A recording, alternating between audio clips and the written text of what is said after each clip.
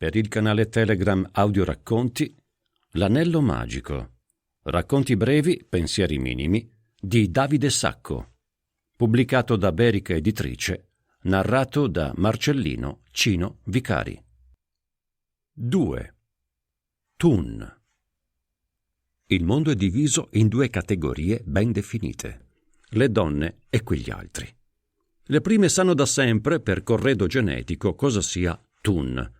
Quegli altri lo imparano con calma, nel tempo e a proprie spese.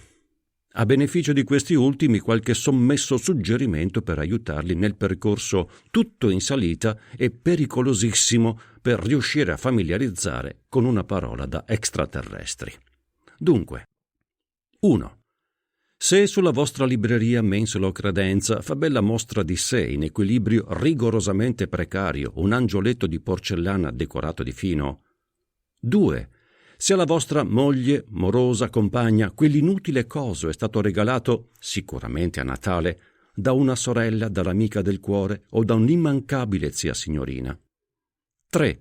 Se nel corso dei 2 anni precedenti, durante i quali l'assurdo orpello ha rubato spazio alla vostra collezione di Zagor e Topolino, non avete smesso per un solo istante di essere convinti che si trattasse del consueto fondo di magazzino rifilato da qualche azienda di chincaglieria alla pesca di beneficenza della sagra paesana e purtroppo vinto da vostro figlio.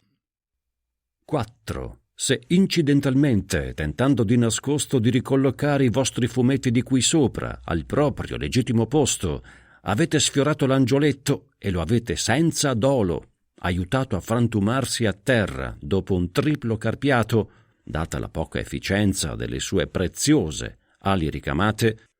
5. Se al momento in cui il cherubino è fragorosamente planato sul parquet, anche la vostra, fino ad allora adorata signora, è altrettanto fragorosamente piombata sulla scena.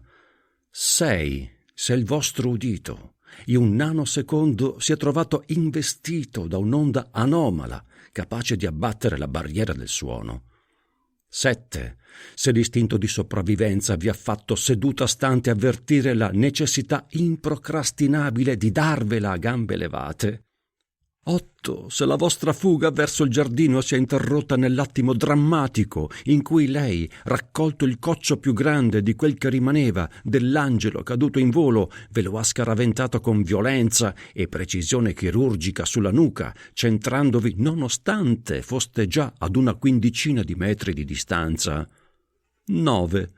Se l'unica cosa che vi ricordate al vostro indolenzito risveglio 5 minuti dopo è il suono sordo del contatto tra la ceramica e il vostro cranio.